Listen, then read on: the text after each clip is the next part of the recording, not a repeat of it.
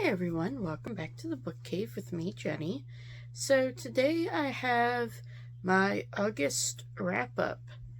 This year has gone really fast, and August was kind of a weird month. It started out really hot, and right now I'm kind of actually freezing, and I hardly ever get cold. So a really weird month, but I did get a good bit of reading done, so I'm going to jump right into that. Dungeon Crawler Carl, Book 2, Carl's Doomsday Scenario, was just as crazy as the first book, and I read it just as fast. There's just something about these. They're so cinematic that they're very easy to read, and they have some moments of deepness. Like, one of my favorite quotes from this book is Donut, and she says how she wants to be a TV show scriptwriter, and she says, basically, maybe if I write good enough scripts and can get them out to the universe, then people won't want to watch real life people be killed. And she just gets like a lot of character growth. I feel like Carl does a very little bit, but you definitely do care for these characters. They're very charismatic and everything.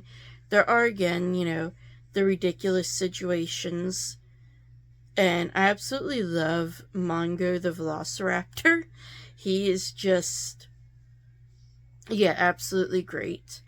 And I'm very excited to get on to book 3 and see what the next floor of the dungeon holds and see where some of these plot points go. I do feel like there were a few threads in this book that could go either way. There wasn't a whole lot of backstory given to a lot of this stuff, but we're slowly building a picture. So I do feel like as we get into further books, things will become important for sure. But this is definitely a very highly recommended series if you like the kind of crazy action adventure sci-fi. That is about the only way I can describe this series. The Enchanted Greenhouse is the sequel to The Spell Shop, and this one follows Terlu, who is the creator of Kaz from The Spell Shop, and I really enjoyed this. I did feel that, kind of like The Spell Shop, there were bits that we could have learned more about, but I did enjoy learning about the greenhouses and the different characters, and I loved the romantic development, how it was, very emotional connection. And this was definitely kind of a slower paced fantasy that had some underpinnings of some more high stakes stuff, but then because of the way this world is, it still stays relatively low stakes. And I definitely recommend it if you want like a cozy fantasy. And also, there are kitty cats with wings. I read my first Frida McFadden thriller this month, and that was Ward D, which follows Amy, who is a medical student and is doing a nighttime locked psych ward rotation. And this was really fast-paced. The writing was a little simplistic, but it worked for this being a thriller. This was also dual timeline, and I felt like that actually worked really well, and I could feel the age difference in it. And then the very last paragraph I did not see coming, and I kind of want a sequel now because I really want to know what happened. But yeah, I can definitely recommend, if you are looking for a very fast-paced thriller, that this Frida McFadden book at least is, and I'm relatively sure that more of hers will be as well. And I'm definitely looking forward to reading The Inmate, and I'm not sure what others of hers I will read, because The Inmate is the only one I have. But yeah, like I said, highly recommended. So The Compound is kind of an odd little book. It's basically a game show and follows the contestants, or I should say really just one contestant, Lily, and we're in her point of view the whole time.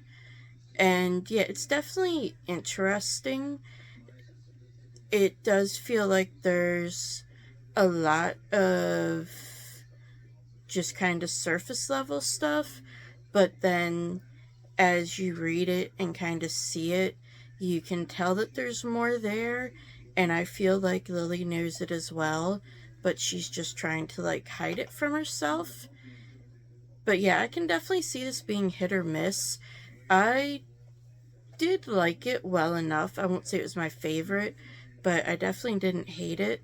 It did have some interesting things to say about the dynamics of people and what people are willing to do for money or things, and just kind of the unway that some of the younger generation has due to economic things and everything. And yeah, it was definitely interesting. If you're looking for like a kind of character study, I think you would enjoy this. If you're not, you might want to skip it for now. Maggie, or A Man and Woman Walk into a Bar, is a short literary fiction about an unnamed woman, her husband Sam, and the woman Maggie who comes between them, and the tumor Maggie that comes between them as well, in a way.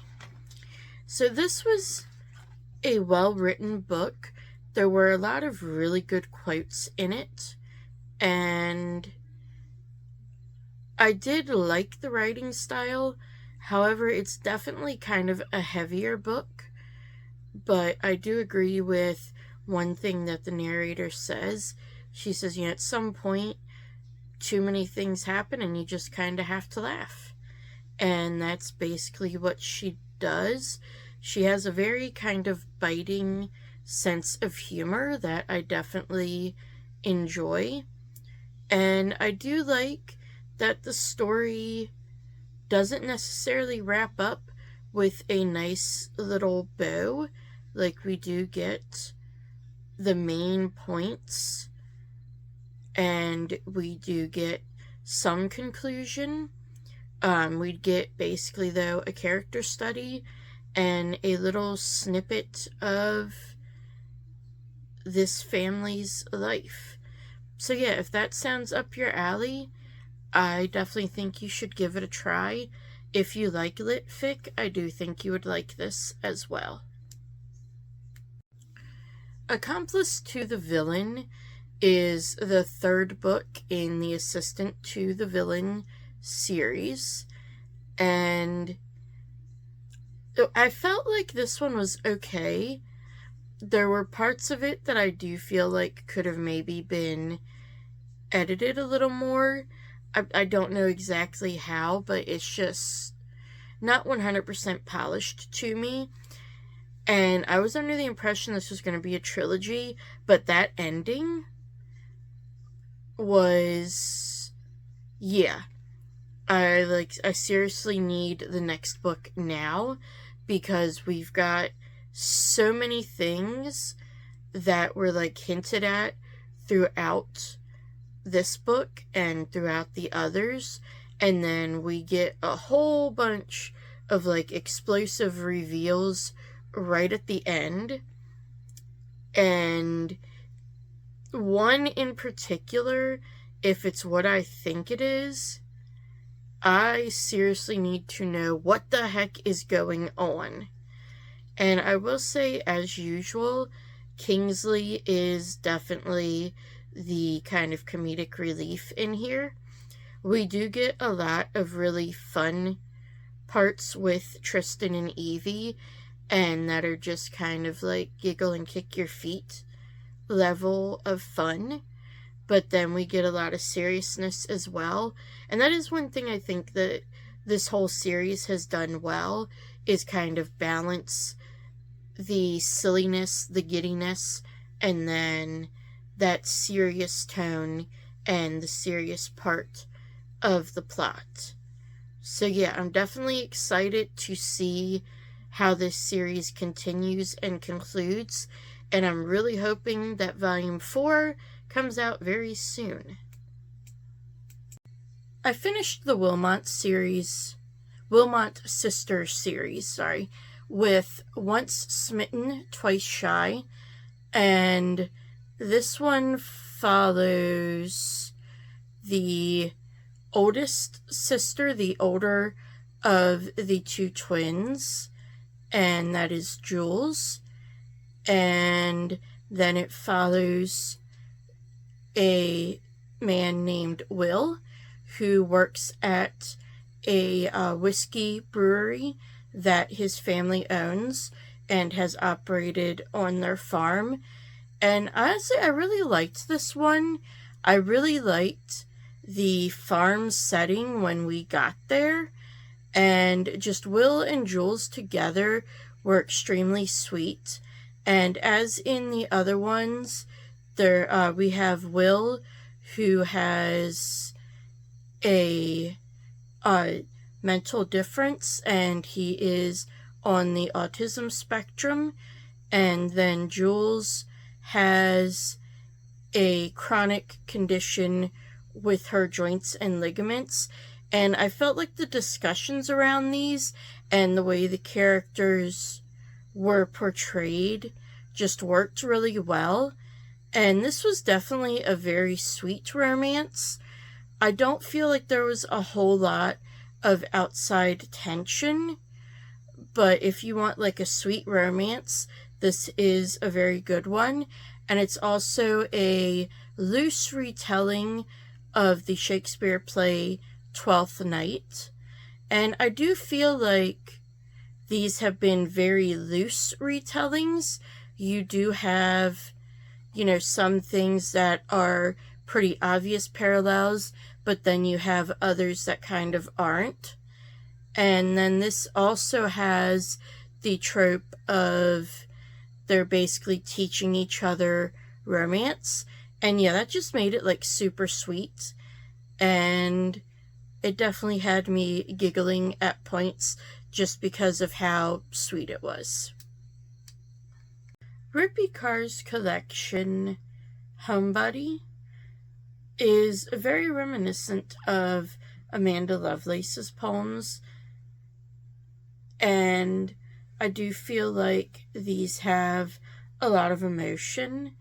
And just like Amanda Lovelace's, they deal with trauma, be it from a romantic partner, parents, complicated relationships with yourself, your parents, and things like that. It was also like a love letter to women, and realizing that you are enough and everything like that. And yeah, I feel like if you like Amanda Lovelace, you'll definitely like Rupi Kaur. And I definitely felt the emotions throughout this whole collection. And yeah, if you like poetry in general, and especially feminist poetry, I can definitely recommend this collection and Rupi Kaur in general. Old Possum's Book of Practical Cats is a collection of poems by T.S. Eliot that are all about cats. And obviously this was the inspiration for the Andrew Lloyd Webber musical Cats, and also the 2020, I believe it was, remake. And it was definitely fun to see the poems and to be able to get more of what the lyrics of the songs actually were. And obviously there were a few that weren't included in the musical, and there were some new ones for the musical as well. But overall, this is definitely fun, and if you like Cats, the animal, or Cats, the musical, I could definitely suggest reading this, as it's just kind of a fun, quick read that will definitely entertain you.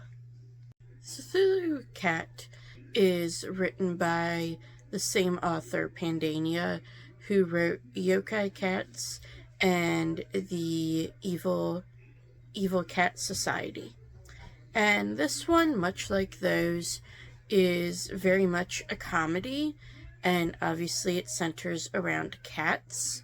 But in this time, basically each of the ancient beings in the Cthulhu mythos gets a cat form. And obviously our main one is the cat form of Cthulhu. And yeah, this was pretty fun, and it was, I feel like, maybe a good introduction to it, to kind of get you maybe interested in reading H.P. Lovecraft's works, because you can kind of see like the humor behind it as well. And yeah, if you liked as well either of the other two series by this author, I think you would like this one as well.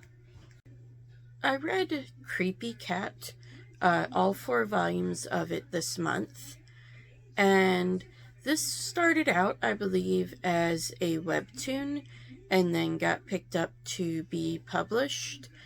And yeah, this reminds me a lot of like Yokai Cats, in that you have basically a supernatural cat, and you follow it living with a human.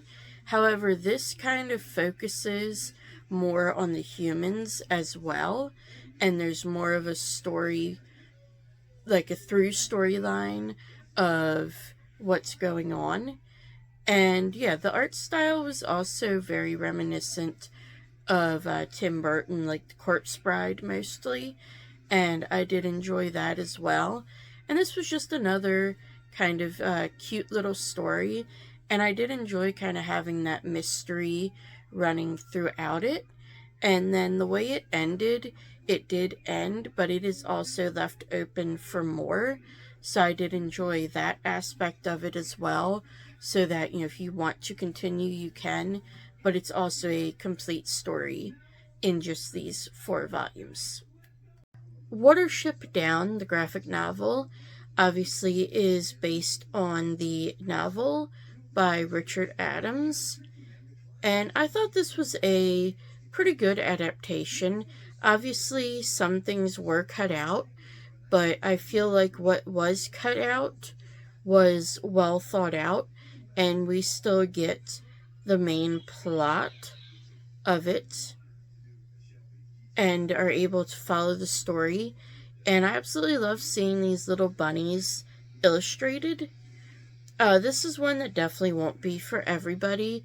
I do feel like the novel itself might not be for everybody as well, so that's kind of to be expected here. And I do also really enjoy seeing like the rabbit myths, and that was one of my favorite parts of the novel as well. So to see them illustrated was really fun, and I feel like the ones that were picked really fit with the story.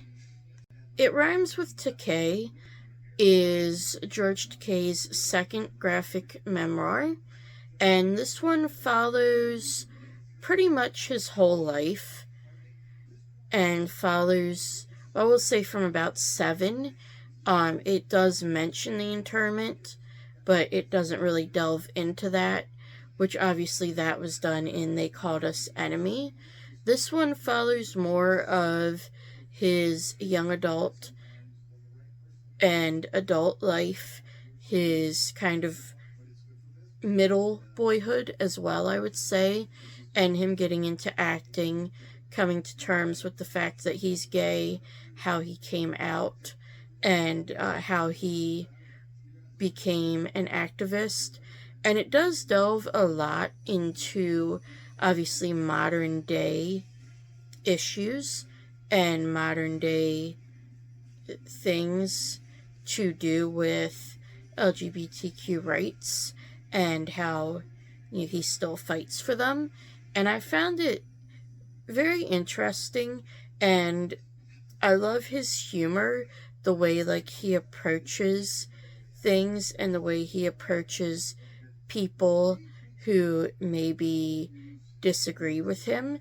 And he just tries to meet them with love and understanding, and does not hold a grudge or anything, which I think is a very good trait. And obviously, I really like George Takei because I'm a huge fan of Star Trek, and that is a pretty big part of this as well. So I enjoyed seeing that part as well as, like I said, seeing his comedic side. In Limbo is the graphic memoir of Deborah, also known as Deb, who is a South Korean immigrant. She immigrated to the U.S. with her parents when she was 3 years old, and this primarily follows her high school life. It starts just before high school, like the summer before, and ends the summer after high school. And I did think this was a very well done memoir. I enjoyed the art style, and I felt like the storytelling was done very well. Like, you got to see kind of like what she was feeling and how she came to feel that way, and yet it wasn't drawn out or anything. My only real critique is I felt like her friends didn't get a whole lot of characterization. Neither did her father or her brother. And I kind of would have liked to see a little more of that. But this primarily focused on, other than like her high school life, her relationship with her mother and the kind of strain that was under. And this is definitely a heavy memoir, but I do feel like it was very well done, and it ends on a very hopeful note. 80 Days is a graphic novel that is all about airplanes and basically airplane dogfights.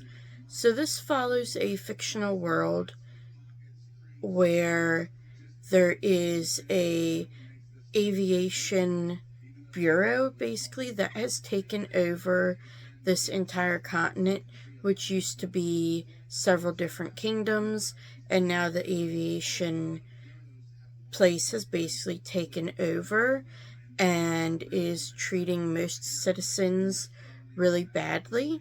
And it basically follows these characters who fight that and try to make things better. And yeah, I did enjoy this. I did feel like some of the battle scenes were a little busy and hard to follow, but in the scenes where it was just like strategy meetings or something like that, or they were just flying, I did feel like those were much easier to follow. And yeah, other than that, I don't have a whole lot to say about this. It's something that, like, if you're into aviation, I do think this would be like an extremely good book for you because it does, like I said, focus a lot on that. It's not something I'm super into. I'm not going to say that, like, I have no interest, but yeah, just not my favorite. I read the first 4 volumes of Summertime Rendering, and this is another one of those kind of out there confusing mangas, and I did enjoy it. However, I do feel like, especially in the first one, there are kind of some fan servicey parts, although to be quite honest, like all of those 2 or 3 scenes that are kind of fan servicey, they do actually wind up being a plot point later on. So I did kind of like that it's not just there for fan service, it actually does serve a point. But this follows some characters who live on a very small island, and some weird things happen, and they have to figure out what these things called shadows are and how to defeat them. And yeah, it's definitely an interesting one. It actually kind of reminds me a little bit of Alice in Borderland for some reason. I'm not sure exactly why. I know it's not like the same author. It's kind of, different characters and everything. A different plot, and actually a very different plot. I guess maybe it's just like the overall tone of it, that there's this whole mystery and underlying darkness. But yeah, I'm definitely excited to get into more of this series and find out some more secrets, because I will say that's another good thing about this. It's very, very fast-paced. So that's everything I read this month.